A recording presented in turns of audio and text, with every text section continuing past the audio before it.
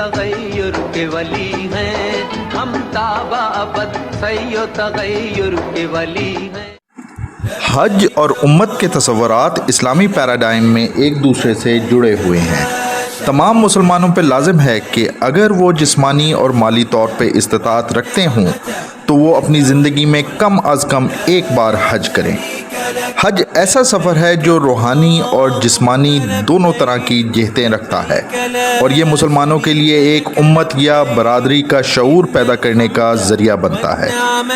उम्मत का कुरानी तसव्वुर मोमिनीन की एक जमात का है जो अल्लाह पे ईमान और उसकी तालीमात पर अमल करने के अज़्म से मुत्तहद हैं। हज इस इत्तेहाद की एक ताकतवर अलामत है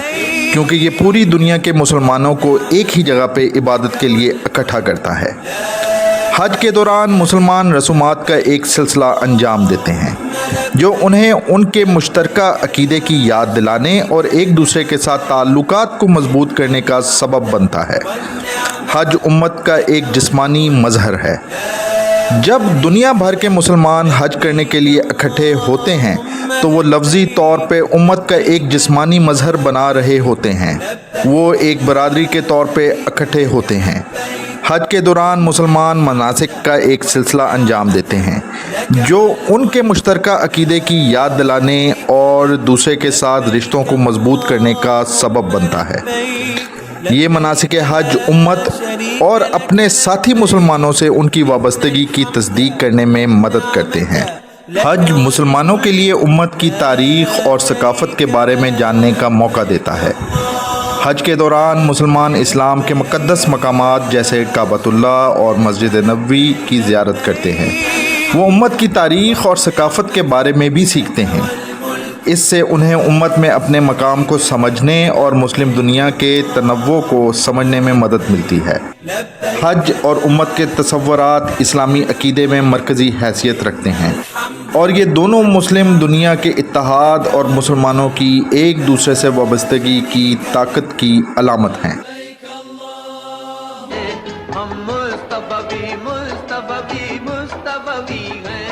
बिस्मिल्लाहिर्रहमानिर्रहीम। मैं हूं मोहम्मद बिलाल इफ्तिखार खान और आप देख रहे हैं स्ट्रेटेजिक एनालिसिस ग्रुप। आज हमारी खुशकिस्मती हमारे साथ रिलीजियस स्कॉलर और उस्ताद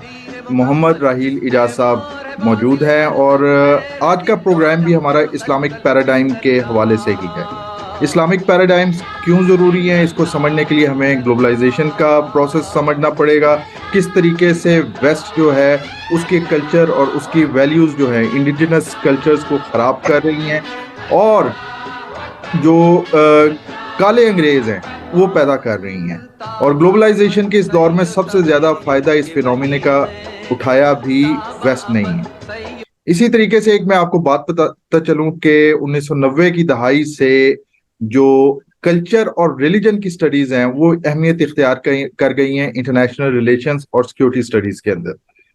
एक आपको और मैं बात बताता चलूं कि कॉलोनाइजेशन का हम सुनते आए हैं। कॉलोनाइजेशन क्या होती है, हम कॉलोनाइजेशन का शिकार भी रहे। तो कॉलोनाइजेशन बेसिकली ये होती है कि आपसे आपकी शनाख्त छीन ली जाती है और आपके ऊपर जो काबजीन होते हैं, जो आका होते हैं, वो अपनी शनाख्त आप पे थोप देते हैं। जिस तरह पहले हिंदुस्तान पाकिस्तान में अरबी और उर्दू का रवाज था, लेकिन अब हमने देखा कि आज़ादी के 70-80 सालों के बाद भी हाँ दोनों ममालिक के अंदर, बल्कि आप इस पे श्रीलंका और बांग्लादेश को भी डाल लें तो यहाँ पे डोमिनेट जबान जो है, जो ऑफिशियल जबान है वो इंग्लिश है। यानी कि इंग्लिश हमारे ऊपर ऐसी थोप दी गई कि आज हमारा जो थॉट प्रोसेस है वो भी एक खास पैटर्न के ऊपर है जिसे वेस्ट और दूसरे जो अमेरिका जो है बड़े आराम से प्रिडिक्ट कर लेते हैं, क्योंकि ये थॉट प्रोसेस जो है वो उन्हीं बुनियादों पे है जो वेस्ट की हैं, जो एवॉल्व होके वेस्ट एक मकाम तक पहुंचा। आज हम भी उन्हीं पैराडाइम्स के अंदर चीजों को स्टडी करते हैं। आज हज बैतुल्लाह था, 30 लाख से ज्यादा मुसलमानों ने आज हज का दूसरा दिन जो है उसकी जो रिचुअल्स थे, अहकामात थे, उनको पूरा किया। और कल पाकिस्तान में ईद है, सऊदी अरब में तो आज ईद हो गई। हज एक बड़ा यूनिक चीज है। हम में से कुछ दोस्त कहते हैं कि उम्मत नाम की कोई चीज नहीं, तो हज जो है लफ्ज उम्मत की मैनिफेस्टेशन है, उसका मजहर है। आज हमने देखा कि वो जो 30 लाख मौजूद थे, कोई इंडोनेशिया का था, कोई यूरोप से आया हुआ था, कोई अमेरिका से, कोई लैटिन अमेरिका से, کوئی جاپان سے آیا ہوا تھا، کوئی عرب تھا، کوئی ہندی تھا، کوئی بنگالی تھا، لیکن سب کے منہ پہ ایک ہی نعرہ تھا، لبیک اللہم لبیک، لبیک لا شریک لک لبیک۔ تو ہم جب تک اپنے آپ کو نہیں پائیں گے اس وقت تک مسلمان جو ہیں دوبارہ اپنا جو اصل مقام ہے وہ حاصل نہیں کر پائیں گے۔ سر ویلکم ٹو دا شو، آج آپ کے ساتھ ہماری پہلی نشست ہے۔ تو میرا سوال آپ سے یہی ہے کہ حج اور امت، حج کا جو پیراڈائم ہے اور امت کا جو پیراڈائم ہے وہ کس حد تک ضروری ہے عالم اسلام کے لیے، اور جن پستیوں میں اس وقت ہم گرے ہوئے ہیں ان سے نکلنے کے لیے اس پیراڈائم کو سمجھنا کس قدر ضروری ہے؟ جی بہت شکریہ بلال بھائی، اور بہت ممنون ہوں آپ کا اس سیشن میں مدعو کرنے کے لیے، اور بہت اہم سوال آپ نے کیا۔ دیکھیں، کوئی بھی فرد جب لا الہ الا اللہ محمد رسول اللہ پڑھ لیتا ہے، اشہد ان لا الہ الا اللہ واشہد ان محمد عبدہ ورسولہ کا اقرار کر لیتا ہے، تو آپ یوں سمجھ لیں کہ وہ فرد واحد نہیں رہتا، بلکہ وہ امت کے اندر شامل ہو جاتا ہے، کہ جس کے مقتدا، جس کے رہنما سیدنا محمد رسول اللہ صلی اللہ تعالی علیہ وسلم ہے۔ اور جب یہ امت میں آ گیا تو اب جغرافیہ اہمیت نہیں رکھتا، وطن اہمیت نہیں رکھتا، ذات، برادری، قبیلہ اہمیت نہیں رکھتا، زبان، بیان اہمیت نہیں رکھتی، قوم، نسل اہمیت نہیں رکھتی، وہ ان تمام امتیازات سے اوپر اٹھ کر امت کے اندر شامل ہو جاتا ہے، اور یہ امت کی وحدت جو ہے وہ اسے تمام دیگر لوگوں سے، دیگر ادیان کے لوگوں سے، مذاہب کے لوگوں سے، جغرافیے کے لوگوں سے، وطن کے لوگوں سے، قومیت کے لوگوں سے ممتاز کر دیتی ہے۔ اچھا، دوسری بات یہ کہ بہت خوبصورت آپ نے وضاحت پہلے ہی اس کی کر دی ایک جملے کے اندر، کہ حج جو ہے وہ امت کی وحدت کا مظہر ہے، حج جو ہے وہ امت کی قابل مشاہدہ شناخت کو سامنے لاتا ہے، اور واقعی ایسا ہے۔ دیکھیں، ایک تو امت کا پیراڈائم ہے جو آپ نے بات کی، مسلمانوں کے اندر 1400 سال گزر چکے ہیں، 1450 سال کے ہم زمانہ نبوی سے فاصلے پر بیٹھے ہوئے ہیں، یہ بہت ہمارے درمیان زمانی طور پہ موجود ہے، یہ فاصلہ ہمارے درمیان ٹائم کے اعتبار سے موجود ہے، لیکن جب ہم امت بحیثیت امت من حیث الامہ کی بات کرتے ہیں تو یہ جو وقت کا فاصلہ ہے، یہ زمانی بعد ہے، یہ کوئی معنی نہیں رکھتا، اس لیے کہ رسول اللہ صلی اللہ تعالی علیہ وسلم کے حوالے سے، ان کی پیغمبری کے حوالے سے، ان کی نبوت کے تعلق سے، ایمان پر کے تعلق سے ہم نے جو اقرار کیا، جو ایقان کیا، جو ایمان لے کر آئے، تو ہم جو ہے وہ امت کے دھارے میں شامل ہو گئے۔ اب امت کا دھارا جو ہے وہ ایک زندہ رود ہے، وہ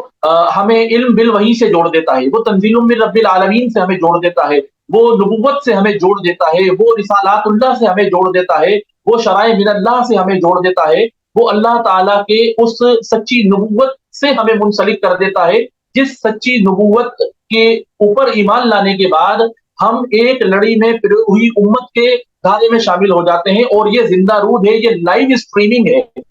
اس کے اندر 1400 سال کی مسافت، یہ زمانی بعد کوئی اہمیت نہیں رکھتا۔ اب مسلمانوں میں اس درمیان میں سینکڑوں مکاتب فکر وجود میں آئے، بہت سے مسالک وجود میں آئے، مشرب وجود میں آئے، طریقت کے سلسلے وجود میں آئے، امت کی تعبیرات کے تعلق سے بہت سارے افکار کے اوپر گروہ وجود میں آئے، لیکن امت کی جو قابل مشاہدہ شناخت ہے وہ ایک آن کے لیے بھی، ایک لمحے کے لیے بھی، ایک ثانیے کے لیے بھی، ایک دقیقے کے لیے بھی متاثر نہیں ہوئی۔ اس کی وجہ یہ ہے کہ رسول اللہ صلی اللہ تعالی علیہ وسلم نے جس وحی کو پوری امت کو بلا کم و کاست، بلا اختلاف، بلا تعطل، پورے استحضار کے ساتھ منتقل کیا، منو ان ویسی کی ویسی، وہ 1400 سال کے بعد بھی اسی حالت میں موجود ہے، اور میرا ایمان عین اس وحی پر ہے جو قرآن کی صورت میں، جو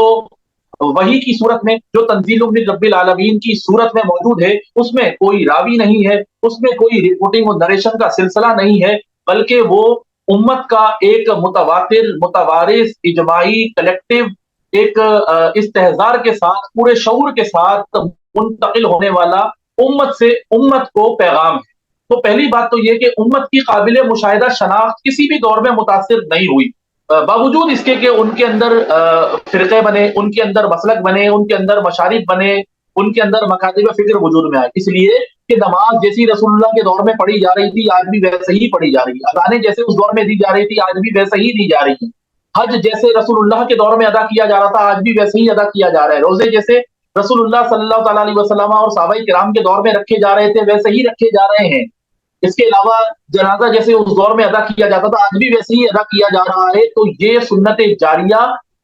جو نبوی تعامل پوری امت سے امت کو منتقل ہوا، اور علم بالوحی تنزیل من رب العالمین، یہ ہمارے پاس اپنی اصل حالت میں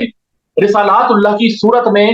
محفوظ ترین ہے، اور امت کی قابل مشاہدہ شناخت ہے، امت کا تعارف ہے، امت کی پہچان ہے، اور امت کو من حیث الامہ انٹروڈیوس کرواتی ہے پورے اقوام عالم کے درمیان میں. اور یہی قرآن نے کہا کہ کنتم خیر امتن، کہ تم وہ بہترین امت ہو، تم وہ خیر امت ہو، یعنی باقی تمام ادیان کے ماننے والوں سے، اقوام سے، ملتوں سے اور امتوں سے اللہ نے ہمیں مسلمانوں کو، صاحبان ایمان کو ممتاز کر دیا اور الگ ایک پیراڈائم میں کھڑا کر دیا. اور یہ پیراڈائم آفاقی ہے، عالمگیر ہے، یونیورسل ہے، گلوبل ہے. صحیح ہے؟ یہاں کا رہنے والا شخص ہو یا افریقہ کا رہنے والا شخص ہو، امریکہ کا رہنے والا مسلمان ہو یا چائنا برما کا رہنے والا مسلمان ہو، امت کی وہ وحدت کے اندر، لڑی کے اندر پرویا ہوا ہے جو لائیو اسٹریمنگ جاری ہے، اس کے اندر وہ شامل ہے. اب ذاتی طور پہ تعبیر کے اعتبار سے، فکر کے تعلق سے وہ اپنے آپ کو کسی بھی گروہ سے منسلک کر سکتا ہے، اس کی آزادی ہے، کیونکہ اسلام دین ہے، اسلام ضابطۂ حیات ہے، وہ آفاقی قدریں اور آفاقی اصول دیتا ہے. دوسری بات یہ کہ رسول اللہ کا مناسک دینیہ جو سنت جاریہ بنی، وہ تعامل منو ان ویسے ہی جاری و ساری ہے جیسے اس دور کے اندر تھا، اور تنزیل من رب العالمین، اللہ کی وحی اپنی اصل صورت میں ہمارے پاس موجود ہے. اب آ جاتے ہیں حج کی طرف. یہ امت کی قابل مشاہدہ شناخت سمجھ لینے کے بعد ہمیں اب حج کے فلسفے کو سمجھنے میں دشواری اس لیے نہیں رہتی کہ ایک بات تو یہ کہ حج اپنے پورے استحضار کے ساتھ 1400 سال سے بغیر کسی اختلاف کے اپنی اصل حیثیت میں، اپنے اصل مناسک کی صورت میں جاری و ساری ہے. اس کے جتنے مناسک ہیں، اس کے جتنے فرائض ہیں، جتنے ارکان ہیں، جتنی سنتیں ہیں، جتنے واجبات ہیں، ان میں کبھی بھی تعطل واقع نہیں ہوا. جیسا اس دور میں ہو رہا تھا ویسے ہی آج ہو رہا ہے. جیسا ہمارے نبی نے ادا کیا تھا، جس طرح کی ادائیں رسول اللہ صلی اللہ تعالیٰ علیہ وسلم نے کر کے دکھلائی تھی، ویسے ہی امت مسلمہ کو منتقل ہوئی. وہ الگ بات ہے کہ فقہی طور پہ ہم نے درجہ بندی سمجھنے کے لیے کر لی ہے. اس سے قطع نظر ہم اوور آل بات کرتے ہیں کہ حج جو ہے باقی تمام عبادات سے اس لیے بھی الگ ہو جاتا ہے کہ باقی تمام عبادات جو آپ عام زندگی میں کرتے ہیں، ایک مسلمان نماز پڑھتا ہے، روزہ رکھتا ہے، زکوٰۃ کی ادائیگی کرتا ہے، دعا و مناجات کرتا ہے، اس کے علاوہ اور بھی چھوٹی بڑی نیکیاں کرتا ہے، یہ سب اپنی جگہ. ان کی تو کوئی نہ کوئی عقلی توجیہ ہو سکتی ہے، منطقی تعبیر کی جا سکتی ہے، ریشنل گراؤنڈ پہ انہیں مختلف ذریعوں سے لوگ سمجھانے کی کوشش بھی کرتے ہیں، اپنے آپ کو بھی سمجھاتے ہیں کہ جی اس کا یہ فائدہ ہے، اس کا یہ سائنسی فائدہ ہے، اس کی یہ توجیہ ہے، وغیرہ وغیرہ. لیکن اگر آپ مناسک حج اور فرائض حج، ارکان حج کی بات کریں تو یہاں پہ کوئی منطقی توجیہ نہیں ہو سکتی، نہیں ہوتی. یہاں پہ کوئی ریشنل گراؤنڈ پہ ہمیں بات سمجھ میں نہیں آتی. اس لیے سمجھ میں نہیں آتی کہ اب تک تم جو کچھ اپنے روٹین میں، اپنے معمولات میں سر انجام دیتے آئے ہو، ان کی تو توجیہ بن سکتی ہے، اس لیے کہ عام حالات میں انسان اپنی فطری جبلتوں کا اسیر ہوتا ہے، اور اس پہ کچھ مادی جذبے رول کرتے ہیں، کچھ حیوانی جذبے رول کرتے ہیں. اس میں جذبہ حب ذات ہے، جذبہ تفوق ہے، جذبہ حب جاہ ہے، جذبہ حب اولاد ہے. وہ اپنی اولاد سے محبت کرتا ہے، اپنی ذات سے محبت کرتا ہے، اپنی برتری چاہتا ہے، اور وہ چاہتا ہے دنیا اس کے گرد گھومے. انہی جذبوں کو کنٹرول کرنے کا، بے لگام ہونے سے روکنے کا نام تزکیہ نفس ہے. عام زندگی میں ہم یہ تمام چیزیں اپنے جذبات کے حوالے سے کنٹرول کرنے کی کوشش کرتے ہیں، عبادات بھی کرتے ہیں. لیکن جب حج کی بات آتی ہے تو آپ دیکھیں کہ تمام عبادات جو تھی وہ ہمیں کسی نہ کسی جذبے کو کنٹرول کرنے میں ممید و معاون ہو رہی تھی. لیکن ان تمام جذبوں کے ساتھ، ان تمام فطری اوصاف کے ساتھ جو قدرت کی طرف سے ہمیں ودیعت کیے گئے ہیں، انسان کے قلب کے اندر وجدان بھی ہے، عشق و الفت، چاہت و اپنائیت کا مادہ بھی ہے. اس کی تکمیل اور تسکین آپ کی روٹین میں کسی بھی ذریعے سے نہیں ہو پاتی، کسی بھی دوسری عبادت سے اس عنوانوں میں نہیں ہو پاتی. لیکن جب ہم حج کے اندر آتے ہیں، حج کے فلسفے کو سمجھتے ہیں، حج کے مناسک پر غور کرتے ہیں، حج کے ارکان پر غور کرتے ہیں، حج کے اندر ادا کی جانے والی رسومات پہ غور کرتے ہیں، تو ہمیں نظر آتا ہے کہ حج کے اندر کوئی عقلی تعبیر نہیں ہوتی، کوئی ریشنل گراؤنڈ پہ لاجک اپلائی نہیں ہوتی، کسی قسم کا کوئی فکری توجیہ کرنے سے ہم قاصر رہتے ہیں. اس لیے کہ کعبۃ اللہ کے حوالے سے جب ہم سفر کرتے ہیں اور بیت اللہ کو حدود حرم میں قدم رکھتے ہی بیت اللہ پہ ہماری نظر پڑتی ہے، جس بندہ مومن کی نظر پڑتی ہے، آنکھوں سے اشک روا ہو جاتے ہیں، اس کے آنسو بہنے لگتے ہیں. یہاں سے اس سرشاری کی کیفیت کا آغاز ہو جاتا ہے، اس الفت و چاہت کا آغاز ہو جاتا ہے. ہے تو وہ ایک پتھر کی عمارت ہی نا، ہے تو وہ پتھر کی عمارت، لیکن جیسے ہی آپ کی نگاہ اس پہ پڑی، آنکھوں سے اشک روا ہو گئے. اب یہاں عقل، فکر، تعبیرات इन तमाम चीजें दम तोड़ गई। ना ताक़ुल काम कर रहा है, ना तफक्कुर काम कर रहा है, ना किसी किस्म की लॉजिक काम कर रही है, ना कोई मंतिक, ना कोई फलसफा। यहाँ दिल की दुनिया को आबाद होने का सिलसिला है, ज़ात की बातिन की सरशारी का मामला है। काबतुल्लाह पे निगाह पड़ी और पड़ते ही साथ आंखों से अश्क रवा हो गए। अब यहाँ से ताल्लुक दिल का उस्तवार हो गया, बातिन का उस्तवार हो गया,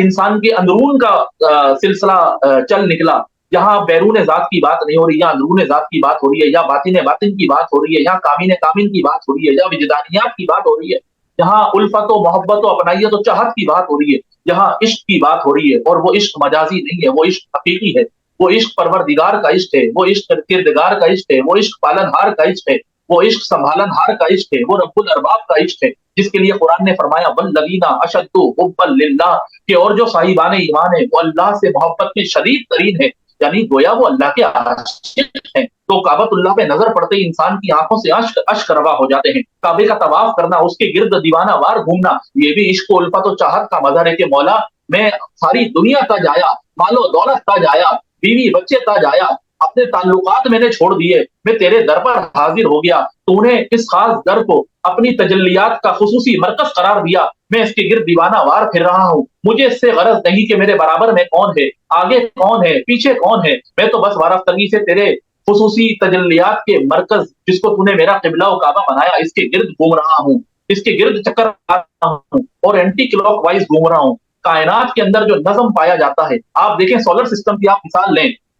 ये तमाम सैयारगान अपने अपने महवर में, अपने अपने मदार में घूम रहे हैं। तो इंसान कैसे किसी मदार में घूमने से बाहर हो सकता है? क्या इंसान को खुदा ने आजाद छोड़ दिया कि तुम अपनी जात के गिरदाब में घूमते रहो, अपनी नरगिसी अना के असीर रहो, तुम अपनी नफसानियत के पीछे चलते रहो? नहीं नहीं, और बल्कि अल्लाह रब्बुल इज्जत ने तो हमें डिवाइन सेंट्रिक बनाया है, हमें गॉड सेंट्रिक बनाया है, हमें इलाहा सेंट्रिक बनाया है। अल्लाह रब्बुल इज्जत सारी कायनातों का मरकज है, वो जाते वाला सिफात है, अल्लाह रब्बुल इज्जत की हस्ती है कि तमाम इंसानों को, तमाम मखलूकात को जिसके गिर्द घूमना है। और आप ये देखें, अल्लाह ताला ने जब किबले को अपनी तजल्लियात का खुसूसी मरकज बनाया और मकबूलाने बारगाह ने दीवाना वार उसके गिर्द फेरे लगाकर, चक्कर लगाकर, तवाफ करके ये साबित कर दिया कि मौला मैं हमारी जातें तेरे गिर्द घूमती हैं, तेरा ही तो वजूद है जो असल वजूद है, तेरा ही तो वजूद है जो हकीकी तौर पे मौजूद है। हमारी क्या हैसियत, तूने हमें वजूद अता किया तो हम मौजूद हुए, हम तो हैं ही नहीं, हमारा वजूद तो एतबारी है, जब तूने चाहा हो गए, जब तू चाहेगा नहीं होंगे। तो हमारी जातें होने ना होने में बराबर हैं, गोया के होना ना होना हमारा बराबर है, लेकिन जब तक हमारा वजूद एतबारी मौजूद है, हम तेरी हस्ती के गिर्द घूमते रहेंगे, तेरे काबतुल्लाह का तवाफ करते रहेंगे, और ताकि हमारी जातें सरशार हो जाए, हमारा बातिन सरशार हो जाए, हमारे मन की दुनिया आबाद हो जाए। फिर आप देखें सफा व मरवा की सही है क्या आखिर वो? एक पहाड़ी इस तरफ है, एक पहाड़ी उस तरफ है, यहाँ से वहां घूम दौड़ना, वहां से वहां दौड़ना, अकल समझने से कासिर है कि भाई इस तरह दौड़ने और आमदो रफ्त का मकसद क्या है? मकसद कोई नहीं है, ये अपने इश्क का इजहार है, ये अपने जज्बा इश्क की तकमील का नाम है, उसकी तस्कीन का नाम है। तुम्हें रूटीन में ये तस्कीन नहीं मिलेगी, तुम्हें बाकी इबादत के अंदर इसकी तकमील होने का सिलसिला नजर नहीं आएगा। अगर कहीं ये मुजाहरा होता है और कोई चीज इसका मजहर बनती है तो वो सफा मरवा की सही है, वो काबतुल्लाह के तवाफ के चक्कर हैं, वो मकबूलाने बारगाह की अदाएं हैं जिनको अल्लाह ने यादगार बना दिया। हज जैसे इश्क के मजहर को इबादत बनाकर उसके अंदर शामिल कर दिया। जनाबे हाजरा अपने बिलबिलाते शीरखार बच्चे की पानी की तलाश में सफा से मरवा और मरवा से सफा के दरमियान दौड़ी। अल्लाह को ऐसी अदा पसंद आई कि रहती दुनिया तक हज के अंदर उसको शामिल करके एक मनसक के तौर पे जरूरी और लाजिम करार दे दिया कि अगर तुम्हें अपने इश्क का सबूत देना है, मेरे हस्ती के गिर्द तुम्हें अपनी जात को रखना है और डिवाइन सेंट्रिक होकर जिंदगी गुजारनी है, तो जाओ एक दफा जाकर मेरी उस मकबूल बारगाह बंदी, उस नफूस कुदसिया की अलामत हाजरा की तरह सफा से मरवा और मरवा से सफा के दरमियान दौड़ो। फिर हजर अस्वद का इस्तेलाम करने के लिए कहा गया। हजर अस्वद है तो वो एक पत्थर, जिसके लिए उमर फारूक जब हज के लिए गए तो आपने फरमाया कि हजर अस्वद रुक जा, ठहर, मैं तुझे इसलिए नहीं चूमता कि तू मुझे जरर पहुंचा सकता है, मैं तुझे इसलिए नहीं चूमता कि तू मुझे फायदा पहुंचा सकता है, तू ना फायदा पहुंचा सकता है ना जरर पहुंचा सकता है, लेकिन तुझे मेरे नबी ने चूमा, तुझे मकबूल बारगाह सबसे खास तरीन बंदे ने चूमा, तुझे नबीउल अंबिया ने चूमा, तुझे सैयदुल अंबिया ने चूमा, मैं उनकी ततब्बो में, उनकी पैरवी में जो मेरे मुताए मुतलक है, मैं तुझे चूमता हूँ। तेरी अजमत उनकी वजह से है, उनके बोसा देने से तू मुकद्दस हो गया, मुबारक हो गया, मोहतरम हो गया। और आप देखें कि पूरे हज के अंदर हाजी क्या पहनते हैं? बदन पे सिर्फ बगैर सिली अनसिली 2 चादरें हैं जिसको लपेट रखा है, कोई लिबास नहीं। ये लिबास बड़े कर्रो फर्क की अलामत है। ये लिबास आपको जिंदगी में वफादारी देता है। ये लिबास आपको सर्दी गर्मी से राहत देता है। ये लिबास आपके बदन को तस्कीन पहुंचाता है। ये लिबास सोसाइटी में आपकी अलामत बनता है कि आपका तबका क्या है। इस लिबास के लिए इंसान कितनी दगोदो करता है, कितने फैशन वजूद में आ गए, तहजीबों के अंदर लिबास की कितनी बड़ी अहमियत है। लेकिन आप ये देखें कि जब हज के लिए इंसान जाता है, बंदा मोमिन जाता है, तो उसको लिबास क्या है? अरे लिबास है ही कहाँ, वो तो 2 अनसिली चादरें हैं जो इंसान बंदे ने लपेट रखी हैं अपने रब के लिए कि मौला कि क्या निचला धड़, क्या ऊपर का हिस्सा, मैं तो सिर्फ ये चादरें लपेट के सिर्फ बकदरे किफायत मैंने गुजारे लाइक काम किया है, और आदाब व तशरीफात की कोई अलामत मेरे सर पे नहीं, पैर में जूती नहीं, सर बढ़ाना है, पैर बढ़ाना है, और मैं तेरे दरबार में हाजिर हो गया हूँ। लिबास सिला हुआ नहीं है, लिबास है ही कहाँ। ये लिबास तो मिसले कफन है कि जब मैं दुनिया से जाऊंगा तो इसी तरह अनसली चादरों में मुझे मलफूफ कर दिया जाएगा,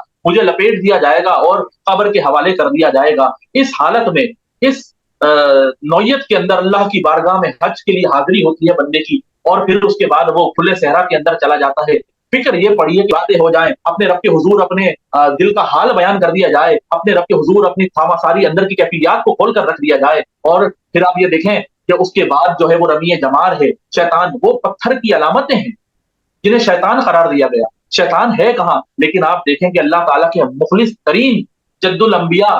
सैयदुना इब्राहिम ने जब अल्लाह के हुक्म को बजा आवरी के लिए वो तशरीफ ले जा रहे थे, तो उसने आके रुकावट डाली। उन्होंने कहा कि नहीं, तू शैतान है, मेरा जीना, मेरा मरना, मेरी नमाज, मेरा क़याम, मेरे सुजूद, मेरे रुकू, मेरी जुमला इबादत लिल्लाहि रब्बिल आलमीन, अल्लाह रब्बुल आलमीन के लिए तू मुझे उससे रोकने आया है। अरे मेरी जान, माल, इज्जत, आबरू, मेरा बेटा सब मेरे मौला पे कुर्बान। मेरे मौला ने कह दिया कुर्बान कर दो तो कुर्बान कर दो। तकर्रुब इल्लल्लाह के लिए कोई चीज माने नहीं होनी चाहिए, कोई चीज रुकावट और दरअंदाजी के लिए सामने नहीं आनी चाहिए, और जो सामने आए उसको अपने वजूद की सारी तवानाइयां समेट कर पूरे इखलास के साथ कंकर उठा के मारे जाएं। कि वो रुकावट चाहे अपनी जात की हो, अपनी अना की हो, अपने जात की नखवत और गुरूर की हो, अपने जात के तकब्बुर की हो, नफसानियत की हो, या मुआशरे के अंदर अपने दूसरे ताल्लुकदारों की हो, वो सब शैतानियत है, वो सब दज्जालियत है। अगर वो सामने आ जाएं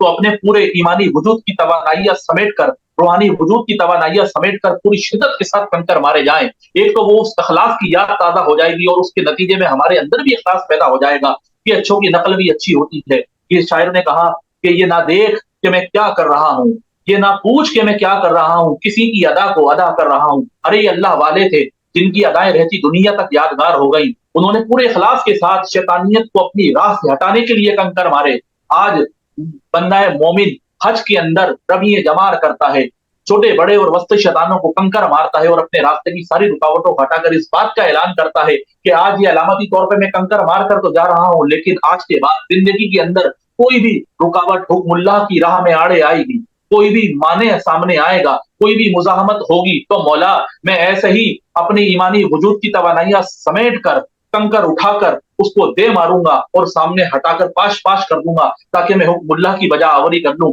अमरुल्लाह की तामील कर लूं, और तेरे हुक्म के आगे पूरी तरह सरेंडर हो जाऊं, और तेरे इश्क की लौ जो मेरे कल्बो जिगर के अंदर फरोजा है उसको और आबोताब दूं और जिया बख्शूं और सुरखरू हो जाऊं। पूरे हज के अंदर आपको वो पूरे जज्बात, अपनाई, चाहरी और आम बात, ये दुनिया भर से लोग जमा हो रहे हैं। पाकिस्तानी भी है, हिंदुस्तानी भी है, अफ्रीकी भी है, बर्मी भी है, चीनी भी है, अमरीकी भी है,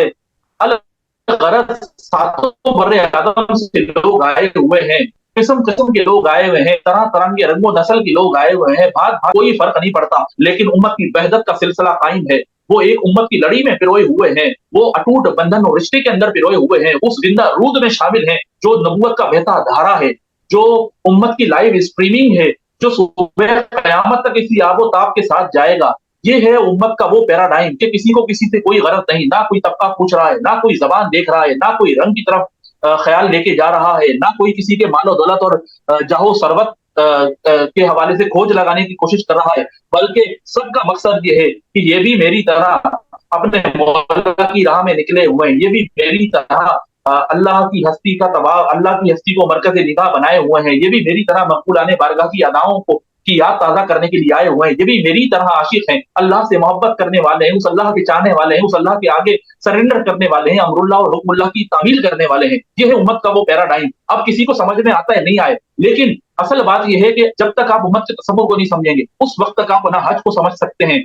ना उस नबूवत की जिंदा रूह को समझ सकते हैं, ना आप उस लाइव स्ट्रीमिंग को समझ सकते हैं जो सुबह कयामत तक जाएगी। लोग आज मिसाल देते हैं, मिसाल बनाते हैं कि जी इतने फिरके बन गए, उम्मत रही कहां, उम्मत की वहदत तो पारा पारा हो गई। मेरे भाई, उम्मत की वहदत पारा पारा नहीं हो सकती। अल्लाह ताला ने इस दीन को बचाना है, उम्मत का वजूद कायम रखना है, इसकी वहदत पारा पारा नहीं हो सकती। इसकी काबिल मुशाहिदा शनाख्त ज़माने नबवी में जैसी आबोताब के साथ कायम थी, जारी थी, आज भी वैसे ही कायम है। इसकी बिना मौजूद है, इसकी बिना कभी भी मुंतशिर नहीं हुई, कभी भी फासिद नहीं हुई, कभी भी फस्क नहीं हुई, कभी भी मुनक़ते नहीं हुई। मैंने पहले बताया था कि नमाज, रोजा, हज, ज़कात, ये जितने भी मनासिक की दीनिया है, सुन्नत जारिया के तौर पे रसूलुल्लाह ने तामीलन पूरी उम्मत को मुंतकिल कर दी और पूरी उम्मत ने पूरी उम्मत को मुंतकिल किया। इसमें 1400 साल का ज़मानी फासला और बौद्ध कोई अहमियत नहीं रखता, क्योंकि मानवियत अपनी जगह कायम है, उसकी मीनिंगफुलनेस अपनी जगह कायम है, उसकी कॉम्प्रिहेंसिवनेस अपनी जगह कायम है। उम्मत का ये वो पैराडाइम है जो हमें तमाम अक़वाम से, तमाम नेशन से, तमाम मिल्लतों से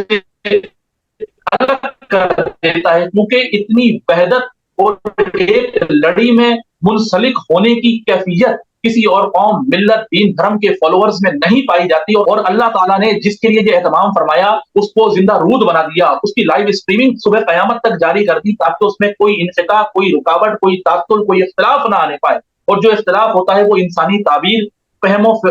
फिक्र का इख्तिलाफ है। इंसान की फिक्र फेलियर करती है, उसकी ताबीर फेलियर करती है। उलमा, मुज्तहिदीन, फुक़हा वो इंसान हैं, वो समझने की कोशिश करते हैं, ज़ाहिर है वो महदूद हैं,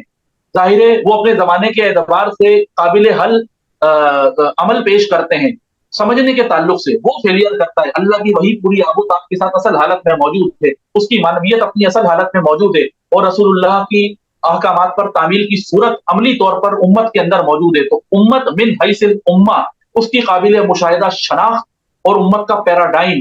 ज़माने नबवी से लेकर आज तक ना कभी मुतासिर था, ना है, ना हो सकता है। और यही इस दीन को बचाने का, सुबह क़यामत तक ले जाने का डिवाइन अरेंजमेंट।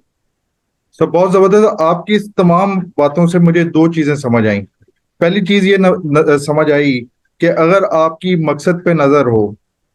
तो इख्तलाफात, रंग, नस्ल नजर ही नहीं आती, इंसान की तवज्जो ही नहीं उधर होती।